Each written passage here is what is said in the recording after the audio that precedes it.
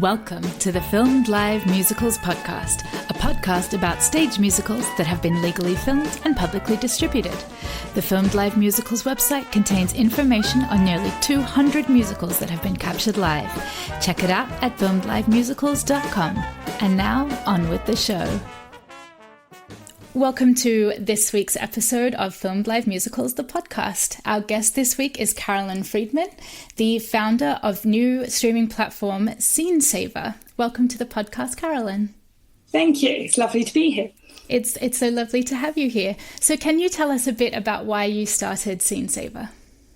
Well, I started Scenesaver for quite a few reasons. It was before lockdown, it was last year.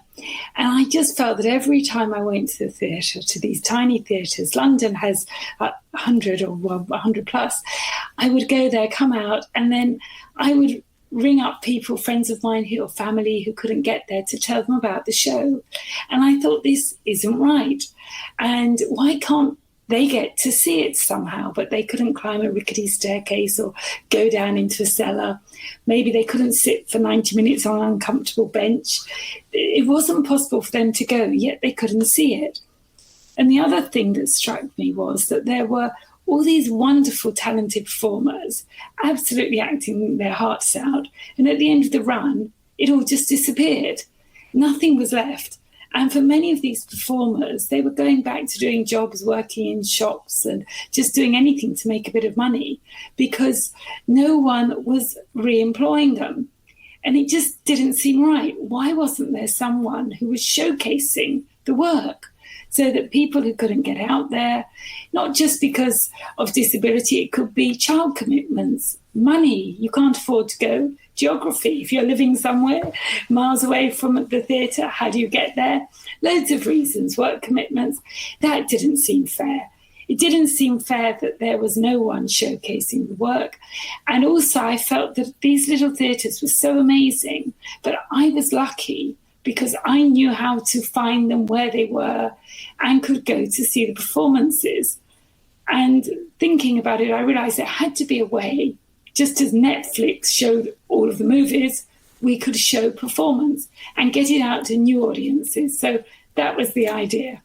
It's such a wonderful idea because it's true. As someone that wants to see every single show in existence, it's physically impossible because there's just a supreme wealth of shows out there, but also accessible issues for people that may not be able to physically, whether because of physical disability or distance, get into a theatre. It's such a wonderful way that the internet and streaming shows online is such a wonderful way to give access to those people. It's very important. And I did find there was a certain snobbery last year. People were saying things like, oh, you don't get it. Theatre has to be live. And, I do get it. But this is really the next best thing. And also, and I know when I've travelled, I will see wonderful shows, but then I'm missing the things back in the UK. And also, I think that if you live out in the country and you can't access these shows, the only theatre you're seeing is perhaps amateur dramatic, just something at a local hall, or maybe you go to a big town and they're just putting on crowd pleasers to make money. And I also found that a lot of people said to me, theatre, oh, you mean Shakespeare? And I said, no, it's nothing like Shakespeare. It's completely different. And it's relevant, it's vibrant, and it's addressing issues because theatre is not just about entertainment. There are mental health things. It's about giving a voice and also making people think about things that they may not have in the past even bothered to think about. And it is important getting them taking on board new ideas, seeing something from somebody else's perspective. These things matter. And it's tapping into the wealth of creativity that exists beyond the West End and beyond the main towns. As you say, that there is this wealth of creativity that deserves to be seen just as much as the big blockbuster titles. It does. And also, it's in a way a bit depressing that the Broadway or the West End shows, they're having famous people. You stick a famous person on a stage, everyone will book it. But that doesn't mean there isn't value to something. And all performers have to start somewhere. And so you're seeing new raw talent. And this is why it's exciting. It's varied. You never quite know what you're going to see. And in Scenesaver, we've tried to encompass that. We have work from all over the world, all different genres. And we launched in lockdown, and that's been really interesting. We launched because we wanted to give the performers a revenue stream. And we thought we would ask people to be honourable. So we say, had you gone to the theatre, you would have paid for a ticket. So please donate your ticket price. And the honourable ones do it, which is good. And we can give the money to the creatives. We also teamed up with the Oncom Awards because we wanted to say to people, yes, you haven't got a stage, but we'll give you a platform. So do keep on creating. And again, this is new work. It's totally different. Using Zoom, using your phone, but it doesn't mean it isn't good. And we're finding people are enjoying it, which is exciting. That's and wonderful. The other thing that has really been great is the children's programs. We are very big on a lot of the family sites, and loads of children who are at home during lockdown, at home for long holidays, are watching us. And again, the kids who don't live in large cities, it's their first time that they are seeing theatre. The first time they're seeing magic, Punch and Judy, which is an old English tradition, and puppetry, all these things that they have never, ever encountered. And it's starting to engender a love of theatre from a very early age. Oh, that's something that it breaks my heart, but something I hadn't really thought about, that there are kids growing up in this pandemic who have not yet had the chance to see a live show, and that this is going to be their introduction to theatre. And they keep watching it, which is lovely, because we use our analytics to see what's going on, because obviously we want people to enjoy it. And that's been so exciting that the children are sitting down, and it's a change. Yes, they're using the computer, but it's so different to cinema, because, and it's also teaching them, it's from an educational perspective, that you can develop, you can change, you can see something before your eyes. A man becomes a magician. It's totally different to cinema. It's exciting for them. And what I love, there's been lots of research done, especially by the National Theatre, that shows that people watching live theatre, even on a screen, have the same emotional reaction to what they're watching than the people, as to the people who are watching it live. Yes. So I think that it's such a valid way to experience theatre, which leads me to my next question. I want to come back to the snobs that you mentioned earlier that don't believe that theatre can be on screen. So no. If theatre, I go with the Peter Brooks idea that theatre is an event that happens in an empty space and something happens and someone is watching it. Yes. How does that change on screen for you, or what stays the same? I think if something is good, you lose yourself in it, and you get, and again, it comes back to the fact that it is different to cinema. Because in cinema, if you have something, let's say, set during the war, they can have the extras, they can have 100,000 marching armies or what have you, but you can't do that on the stage. So you have to be creative. You have to convey it. And it could be two people will create the effect of marching armies. And I think that that is what comes across when you watch it on the screen. And you do lose yourself. Because if the performance is good, and we hope that they are, and then you will find that it is a real experience. And it may not be exactly the same as live theatre. But also, if you watch something and it's recorded with an audience, you have, perhaps your view is slightly restricted, but that's what happens in the theatre. So it does work. And it is good. It still has that special magic if you let yourself go with it. I mean, if you sit there looking for problems, I guess you'll find them. But if you are prepared to say, this is the theatre, this is the show, you will go with it. Do you think we need a new name, or is it a new genre? So we have cinema, we have theatre, and this is something that's kind of in between. Do you think it's a new genre, a new type of art?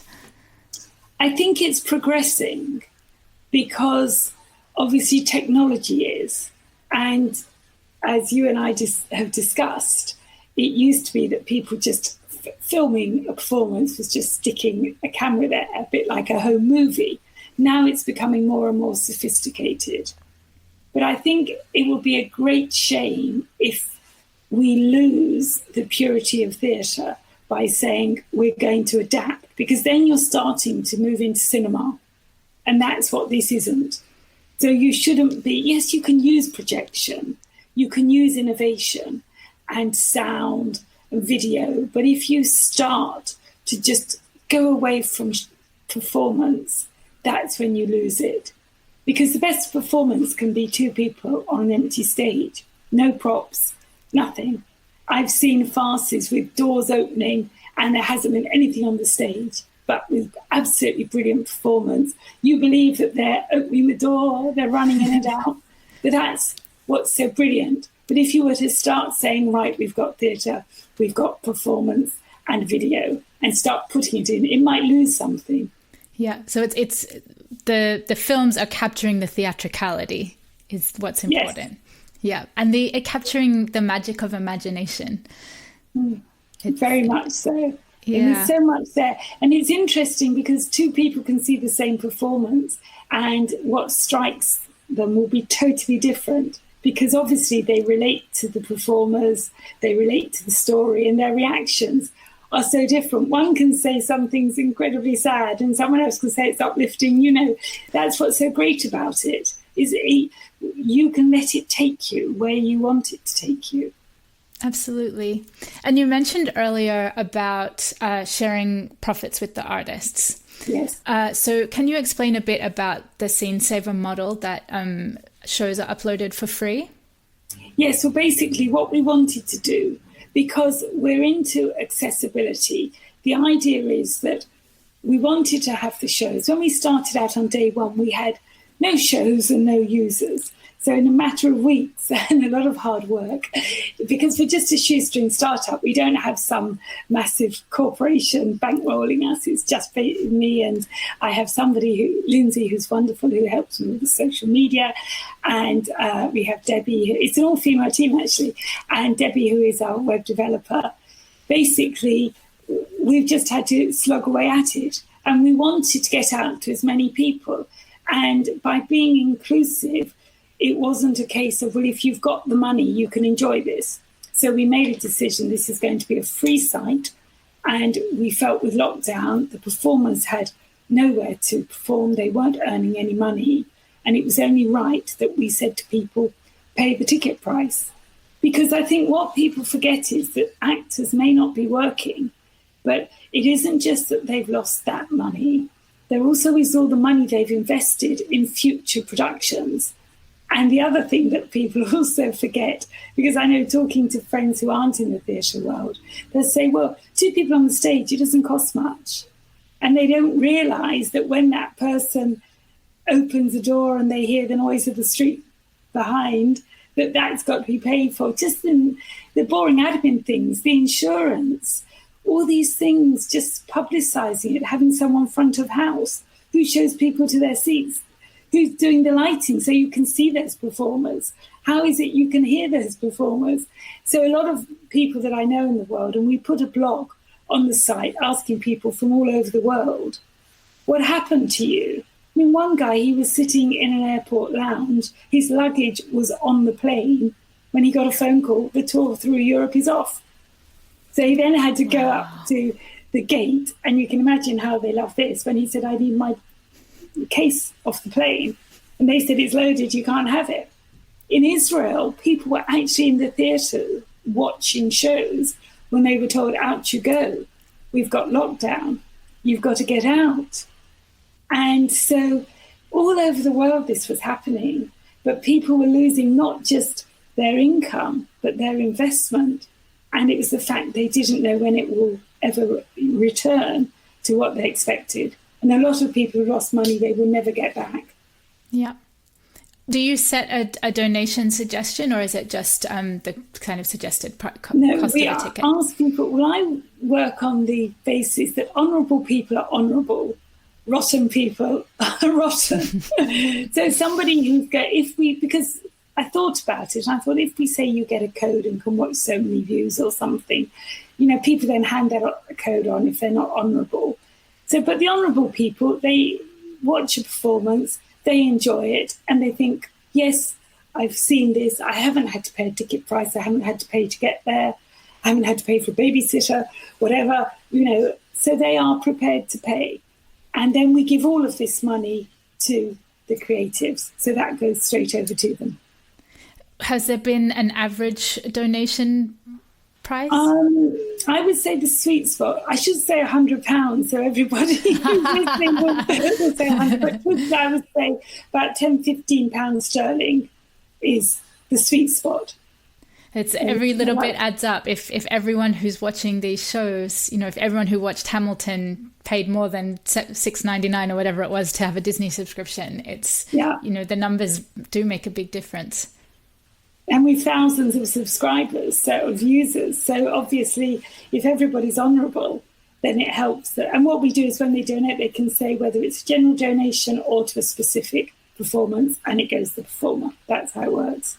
That's extraordinary. And I love that it's also available for free, so that people who financially can't afford to, would not normally be able to financially afford to go to theatre, they're still able to access it. Yes, which is what we wanted. And because we're all over the world, that also means people can see it at any time and at their convenience. And we have a lot of disabled users. And for them, they can't necessarily sit through a long performance, so they can stop it and then come back to it. So that also is great. We've had huge feedback on that, which is why now we're trying to persuade everybody to subtitle their performances. And also we are looking at audio describing them so that they are as accessible as possible. It seems bizarre. People will spend so much effort on producing a performance, and they will spend money on little things, but it just would not occur to them. Why is it not essential that you subtitle it? Why don't you audio describe it? You'll lavish all this attention on things, but you don't think to do that. So we're trying to change that. We have blogs showing people how to do it. It's really quite easy. And the idea is everything will be, in the end, subtitled, audio described. That's fantastic. And I love the possibility too of sign language coming into it. Yes. I know there's been kind of an increase of awareness of how to incorporate sign language. It is a skill, but I think people don't realise it's a bit like audio describing. You don't just want to say what's happening, because often the person who is speaking doesn't need the description, but somebody on stage will be reacting. And it's knowing how to convey the fact that somebody is looking aghast or in horror, but you're not disrupting the flow of the performance. It's a huge skill.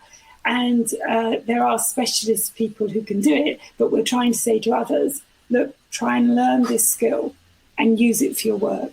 Yeah, I love that you're making the resources available for people to learn how to do closed captioning and audio describing. I think that's really remarkable. Especially while they've got the time, because while they're at home and they're not on stage, this is the time when they can look at their work, review it. Because we have new work, we have archived work. Ultimately, we want to be the biggest collection of off-West End fringe theatre work from all over the world. We have it in different languages. We have them in Hebrew, in French, Spanish, all different languages. And that's what we want to be. We're trying to say yes to as many people as possible. We do have a few restrictions. It has to be a full performance. We don't do trailers, we don't do excerpts. It must be a full performance, a professional company. It used to be it had to be performed in a theatre, but of course now, because of the lockdown pandemic, we can't say that. But it must be professional, and of course anything that is inflammatory won't go on. So we have to, those are the restrictions. But other than that, we try to have all different things. Because if you think about the theatre in New York or in London, there are hundreds of productions. You're not going to like every single one, but there's that vast range and you pick and choose. I love that. You mentioned earlier about the Uncom Awards. Yes. Can you speak a little bit more about those? Yes, well, the idea of the ONCOMs is I'm an assessor. In normal times, I'm a super assessor for the Off West End Awards, which is assessing the work in the theatres in the Off West End theatres. But the trouble is, of course, there is no theatre at the moment. And we just thought it's terrible that people aren't creating. A lot of creatives did actually go into this morning. They were just so shocked because they couldn't believe what happened, that they were stunned. So we wanted to say, look, you can keep on creating. You don't have a conventional stage, but this is your opportunity. So the ONCOMs are for work created this year. It's for work online rather than in a theatre. And we're finding that we're getting some incredible things coming on. They're different lengths. People are using mobile phones. They're using Zoom, all manner of things. But it has to be performance. It can't just be a play reading. It has to be where, again, you're investing in it. You're putting something in and creating something special. And you're acting. You're not just reading words. And some of the things we have are absolutely fascinating. One girl, she lost, her wedding was going ahead. It just stopped, of course. So she's done something developing that theme. We have all different things. And they're very, very popular. And the best ones win ONCOM awards. And are the ONCOM awards ongoing, or is there going to be a date that we can look out for? Well, these are the ONCOMs for 2020. We hope that next year there will be live theatre. There should be. We're gradually starting to see it come back. But of course, the problem is not just putting on the theatre, it's getting people to go. And in London, as it is in DC or as it is in New York, people don't want to use public transport necessarily. And so how do they get there? And if it's 2 hours of sitting right next to somebody, they start to worry. So it isn't just a matter of people putting on the shows, it's getting the audiences back. So you don't know what will happen for 2021. But what we could do is keep them on for online, because there is a skill to recording online. What do you think makes a good film of theatre? I think, again, it's if it carries you with it and takes you to somewhere different, and if it makes you think. And I always think a really good performance is the one when at the end you just sit there motionless because it's so amazing. You're almost sorry it's over and just sit there and think, wow. And you come out and you're still thinking about it after it's over. Then you know it's got to you. It's done something to you. Absolutely. That's the best of theatre, isn't it? It is. Theatre is wonderful. And I'm sure you think it's been going for millennia. It's going to continue. It may be slightly different. It may be we don't see all the wonderful big musicals just because of the costs. But it will come back, because the crux of it is that it's creatives who are making it. And the clue's in the word. They're creative. We want to create. It's exactly. Our innate nature, and it's human to Maybe want this to sing and challenge is dance. actually good, because it stops complacency. Because they have got to think outside the box, dreadful expression, but they've got to get going. It demands innovation. I wanted to go back to the idea of resistance to filming theatre. Yes. And when we were chatting earlier, you mentioned that there were some performers who didn't want their work to be distributed online. No, and there are still, we have people who contact us who say, yes, we've got some footage, we would love to do it. We just have to persuade one person in the cast who is refusing to do it. And normally they manage to win them round, but it is, some people I think fear it, which is strange, because if you give a good performance, you should be proud of it. And again, Scenesaver showcases their work. It only gives it a wider audience. Yes, well, which we touched on is drama students all over the world, English students who think it's all about Shakespeare. They can watch this work and see that it isn't. So it is important that it is available. And also some of the performances address issues, especially the teenage work. We have work for teenage audiences that address issues that maybe the kids can't articulate. They don't want to talk about it to their parents, but if there's or their teachers or whatever, but by watching a performance, it can help them get things in order and give them a bit of confidence. And they can also see there's another way of handling a situation. For example, online grooming, those sorts of things. It's addressing issues and helping them to have dialogue. Being able to be seen, like I think about, I wish they would release, everybody's talking about Jamie, they filmed it in the West End, but because of the film, they're not releasing the filmed live version. No. And I think of all the people for whom that story would change their lives, seeing themselves on screen. Yes. It's so vital. So what would you say to the people, to the producers or to the actors who are resistant to put shows online? What would you say to those people to change their minds? I would first of all say why, and then I might mention the word selfish, but maybe quietly.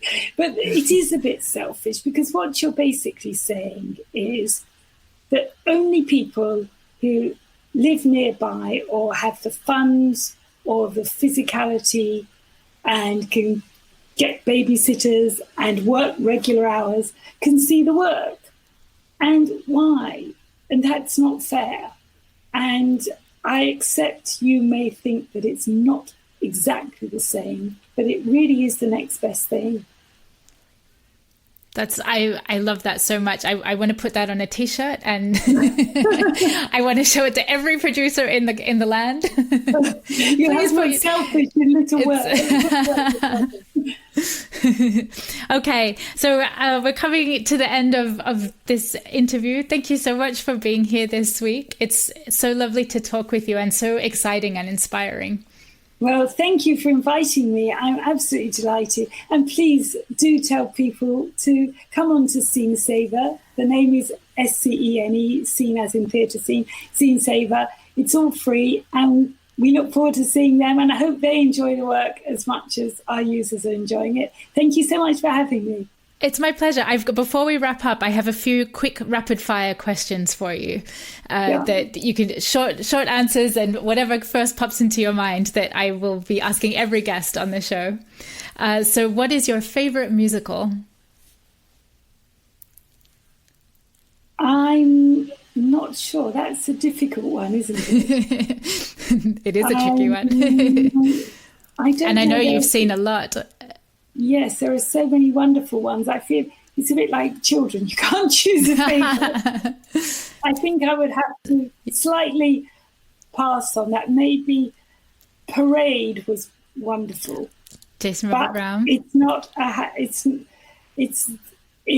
That's one of the ones where I went there and the whole audience sat there at the end for 5 minutes. Nobody moved. Parade is brilliant. But it's not so a happy musical, but it's superb. So Parade is up there. It's one on my wish list of to be filmed. When it comes to filmed productions, do you have a favorite filmed live musical? I'm not sure I do, and we have so many on Scenesaver. I don't think that's a fair question because I don't want to upset anybody. All of the musicals currently on Scenesaver. Yes. And all the ones that are coming on Scenesaver will also be favourites. We touched on this earlier, but I'm going to ask it again. What should we call filmed live theatre? Well, we called it Scenesaver because that's what it is. It's theatre. It's live theatre filmed because that's what it is. When it's not a different thing, it's theatre that's filmed. And as we said, as it's becoming more sophisticated, you are getting that whole theatre experience. We didn't touch on this today, but I am curious to ask, what's your stance on bootlegs? What do you mean by bootlegs? We know they exist, that people have filmed theatre productions on their phones or illegally, and then they're distributed on the internet and I'm absolutely available. Against them. Yeah.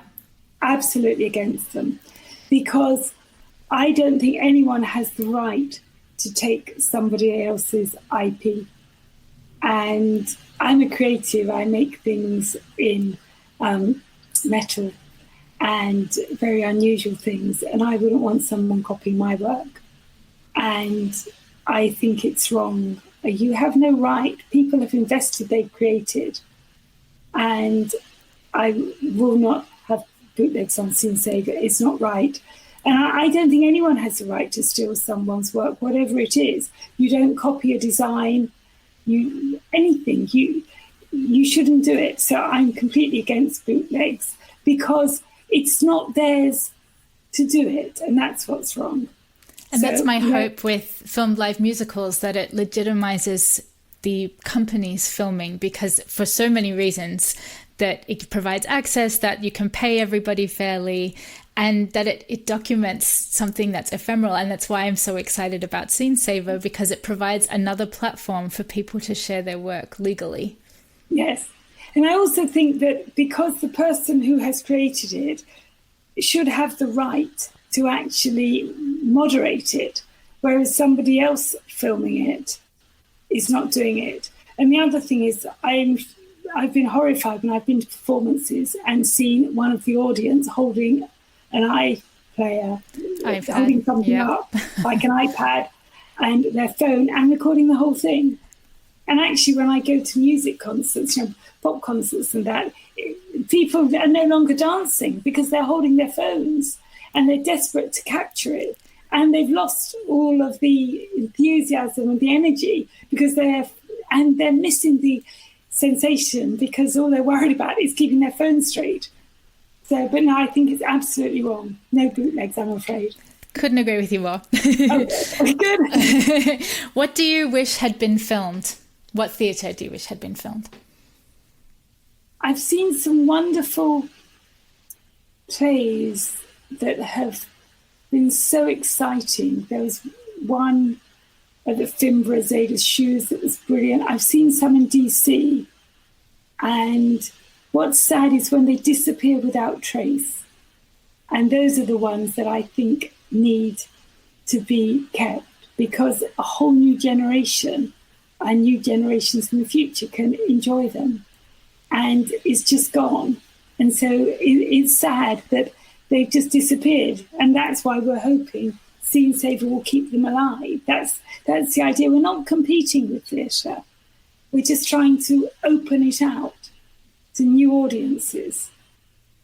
I love it. You were speaking my language. And a final question, going forward, what would you like to see filmed? I would like it to be standard that every theatre has every performance filmed, and it should be filmed in such a way that it conveys the experience as if somebody was sitting in that theatre.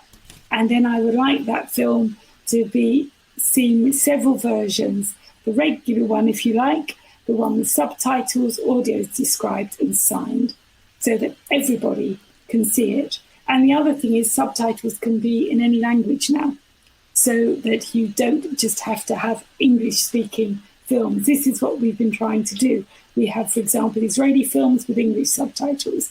We have Spanish films. We want people to be able to see it and enjoy it, because otherwise it's a little bit weird that you think only the films of plays in your language those are the only good ones. Of course they're not. There's wonderful theatre all over the world. It's such that lifts my heart up. It makes me feel like, we're connected as a world, and that we can access theatre in Spain or France or Australia or the UK and the US. It's so exciting. It makes me feel like we are humanity. Okay, thank you so much. It's been so lovely to meet you today.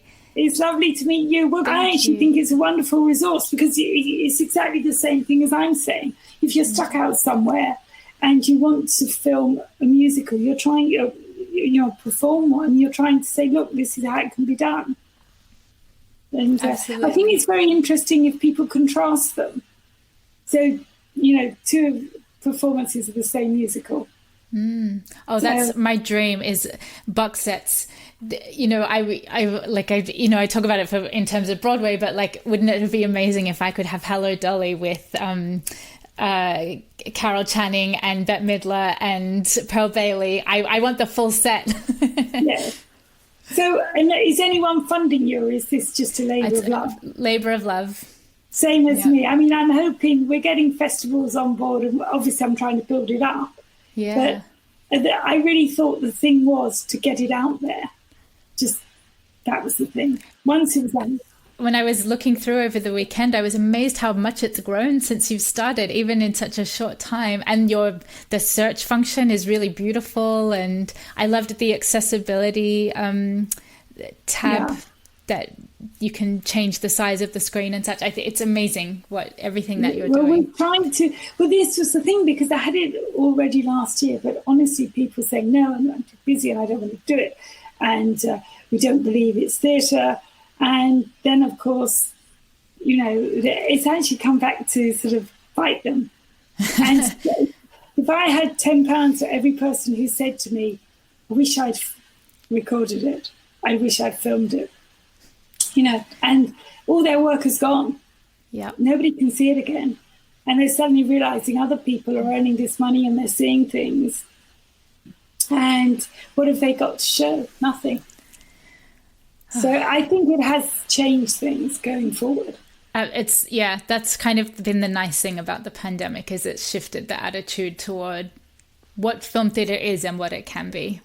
Yes, exactly. Well, if I get to New York or you get to London, who knows when? In fact, I'm supposed to be at a wedding. Was supposed to be at a wedding in America in a couple of weeks' time. But of course, now the bride is just marrying the groom in her parents' garden because no one can come. Oh, that's so heartbreaking. I know, but look, at least the times we're living in, as long as people stay healthy, and that's theatre will come back. You're right, but we're starting to get a few that are in the open air. But you've got so many problems now with COVID, haven't you?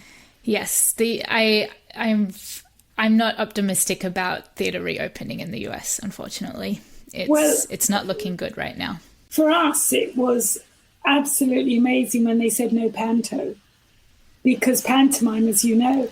But the problem is that grandparents buy the tickets for their kids, for their grandchildren. And so they're old people, and you've got all these people. And the fact that I spoke to the panto organisers, and they all said absolutely nothing. In fact, what I'm trying to do for Scenesaver is have a couple of Scenesaver pantomimes. So that that's wonderful. Have them. And sort of Christmas shows. Yeah. So, but that will be good if we can get it. That's been something fun that I've come across, is a lot of pantomimes and some shows have been streaming into hospitals and hospice care kind of places and children's hospitals as a way of that's interesting. We haven't audiences. Done that in the UK, but maybe that's something that's in the UK. They're UK productions that are doing that. Yes. Stratford East, they did Tommy, and it was streamed into aged care facilities. Yeah. And there's been a few pantos that have streamed. I'm blanking on which ones, but they were streamed into St Ormond's. I know Stratford did one. A friend of mine recorded it because my background is actually films as well. But no, that would be interesting. So I'm hoping we're going to get a panto, to at least 2 pantomimes. That's the idea. It's tradition. It's not Christmas unless there's a panto. Exactly. And it will be a Christmas panto, not a season. Yeah. And we've also got a big, it's called Thrive. I don't know if you've heard of it. It's a disabled festival. And we've got that coming on in December, so that should be good. Oh, that's awesome. How exciting. I can't wait to see. Thank you so much for your time today. I really, really enjoyed chatting with you. I've enjoyed it. Nice to meet a kindred spirit. Take care. All right. Have a good day. Bye. Bye. You too. Filmed Live Musicals is a labor of love, and we'd love to thank everyone who makes it possible. Thank you to star patrons Mercedes Esteban, Jesse Rabinowitz and Brenda Goodman, David and Catherine Rabinowitz, and Beck Twist for your support. If you'd like to support Filmed Live Musicals, please like and review the podcast or find us on Twitter at Musicals on Screen and on Facebook at Filmed Live Musicals. If you'd like to support the site financially, you can find us at patreon.com/musicals on screen.